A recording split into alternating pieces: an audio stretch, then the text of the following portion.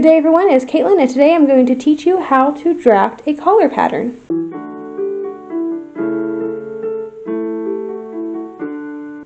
Welcome. So we're going to draft a collar today for an 1860s bodice. This is easily adaptable to 1850s bodices and even 1840s collars and bodices, as long as they're the detachable kind. This is what we're doing today. This is actually a request from a viewer and friend of mine. So let's go ahead and get started. Basically what you're going to need is the bodice that you're trying to draft a collar on, which is what this one is. And I have some brown paper. You can really use any kind of scrap paper or scrap fabric. Something just to draw on that is going to get discarded. Okay. So what you're going to do is super simple. You're just going to lay the bodice as flat as possible against the paper or fabric or whatever you're using. Make sure there's like several inches on this side, all the way around. You want at least a couple of inches. Now I'm going to use a pen. I'm going to mark the edge of the bodice and basically go around the whole neckline.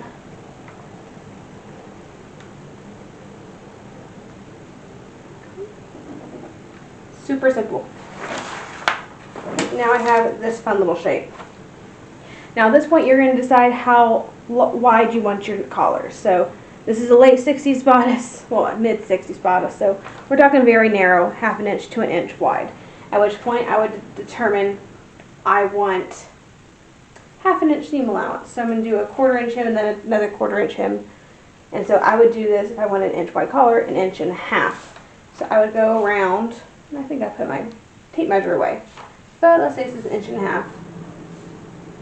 And I would go around, all the way around, 1.5 inches-ish. Just measure how wide you want your collar, plus of course the seam allowance. Now there's one other step we need to do, and we need to, of course we're going to make this collar detachable. Now with a detachable collar, what you need is a little lip that's going to go on the inside of your bodice. And what collar really is just a protection for your neckline. That way your neckline doesn't get dirty. Well, it's still going to get dirty, but the collar will get dirty. You can take the collar off because it's removable. It's not stitched into the bodice, well at least. And you can wash it and you still have a fresh, clean neckline. So there'll be a little bit of white scrap fabric on this side of the bodice. I typically do anywhere from 1/4 to ½ inch. So you're just going to take that, let's do 1/4 inch because that's mostly what I see in the originals. And on this top edge, we're going to mark that 1/4 inch.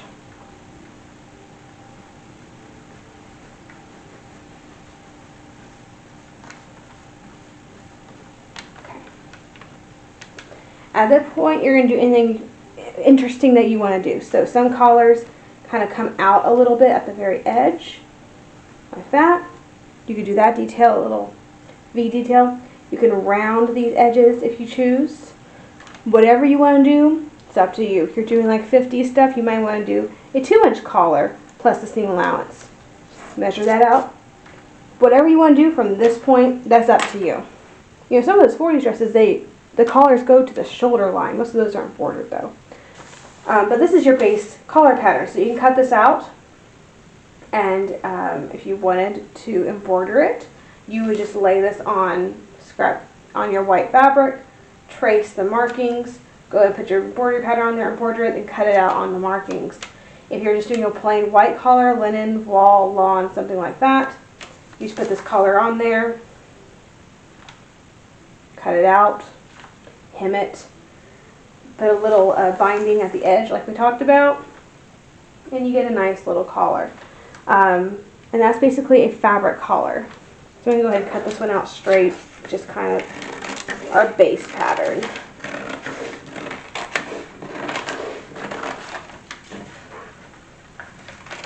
And if you want to do this base pattern, you can still make those changes, like doing that V edge or do a rounded edge.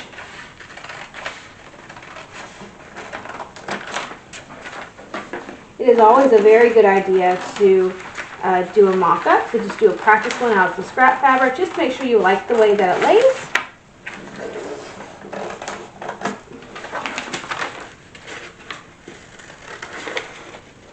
Another thing to notice is that this collar will meet in the front.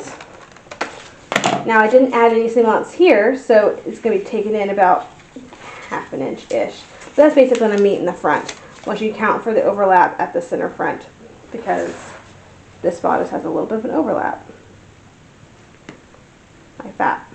So once you account for the overlap, it is going to be just about meeting in the front. You don't have to have it meeting in the front. You can have an 1 or 2 inch gap on your collar. That's fine. There's all sorts of variations from meeting to a little bit wider. You know, these things could go in and out of fashion, personal preference, whether your collar's a little bit too long or too small for that particular bodice. Lots and lots of different factors factor into whether the collar will meet in the front or have a little bit of a gap. Honestly, it's personal preference a lot of the time. So at this point, you can absolutely, if you want more than a 1/2 inch gap, go ahead and cut it down like 1/2 inch on either side. That'll give you an inch gap. 1.5 inches on either side. That'll give you, a 3 inch gap in the front. Just kind of mess with it, play with it, see what you like. But that is essentially how to do a collar. Now that we're on the subject of collars, it was super quick, so just to make this video not like 3 minutes long, let's go ahead and talk about parts of the collar, that sort of thing.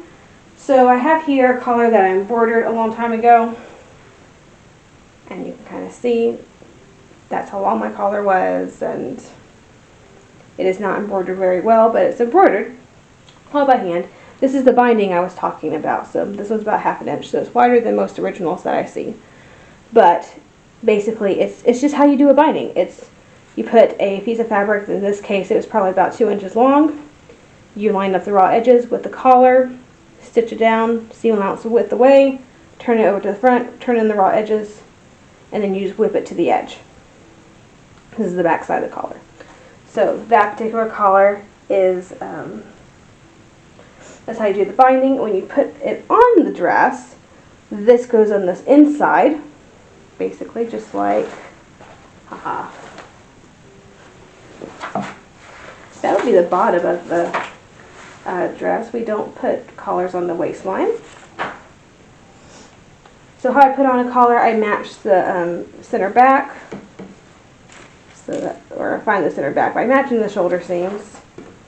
Find the center of the collar. This is going to be far too small of a collar for this particular bodice. Okay. You're going to take it, match those sides, turn it under. So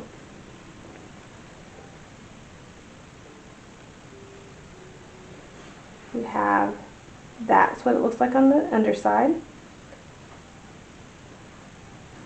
And that's what it looks like on the upper side. And you see this one has quite a big gap, which is still perfectly appropriate. In fact, I kind of like that collar on that bodice, other than the fact it's a little bit wide. And then how to attach a collar. There's 2 different ways.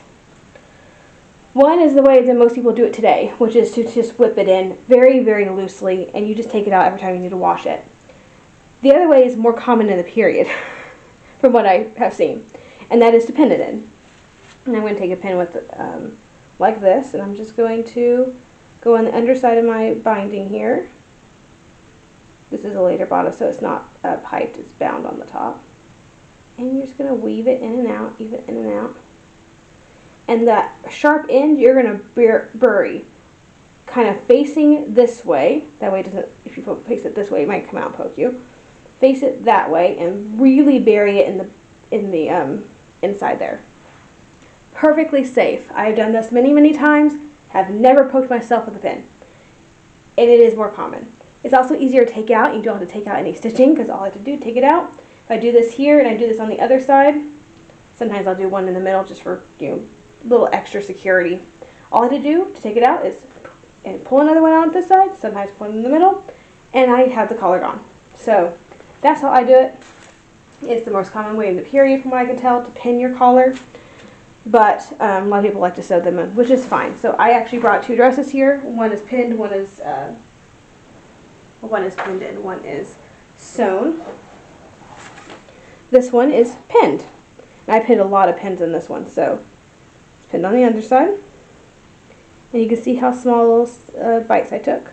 And the end is buried all the way down in there, so I'm not going to get poked. And I did that several times throughout the whole collar. So this one's starting to get a little bit dirty. Probably need to wash it pretty soon. This one is absolutely filthy and absolutely does need to be washed.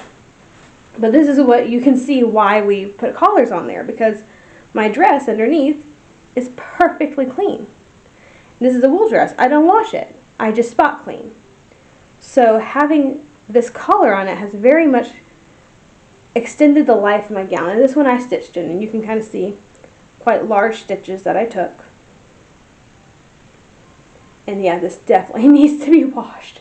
This one I did not hand embroider. This is a piece of edging that I just took tucks in and made into a collar, which you also do see. And that's also perfectly appropriate.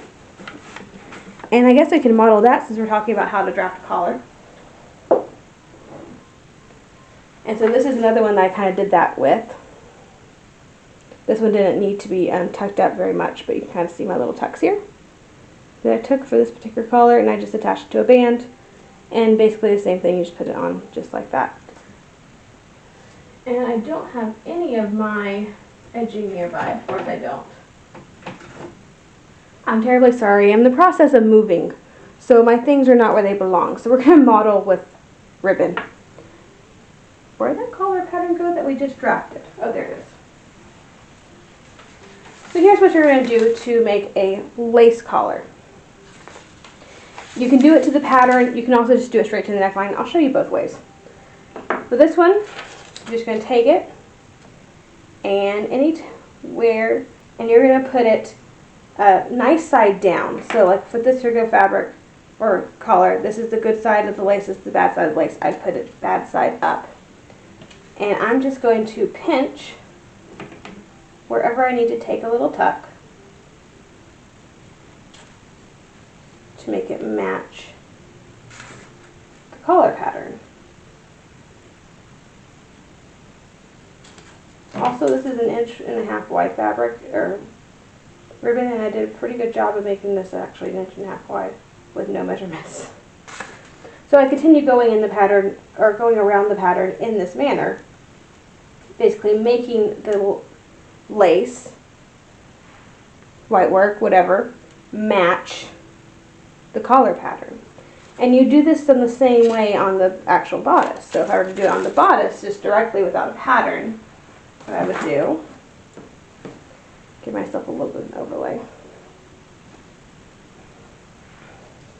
Anytime I need to curve this edge, take up a little tuck.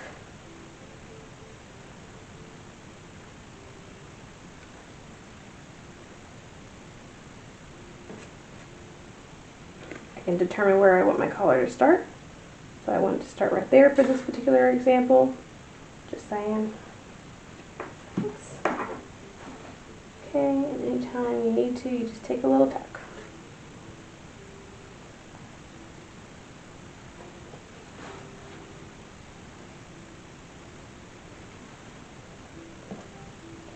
And then what you're going to do is go to the sewing machine, or you can do this by hand too.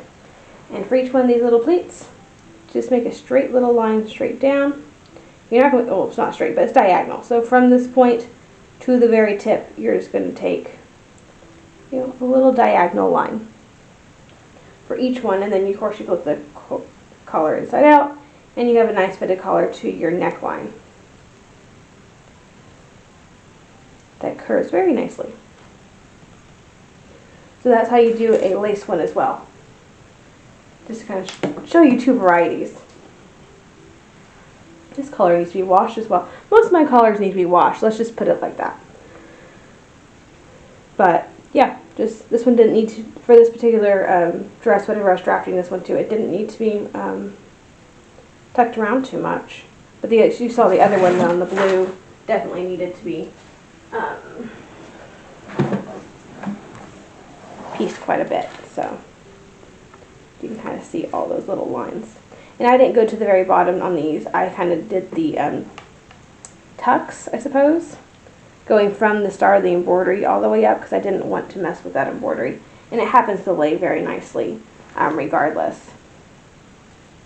Sometimes it'll be a little wonky and you'll want to actually take it all the way down, but you don't have to. But that is essentially how to draft a collar. That wasn't a lot of detail, but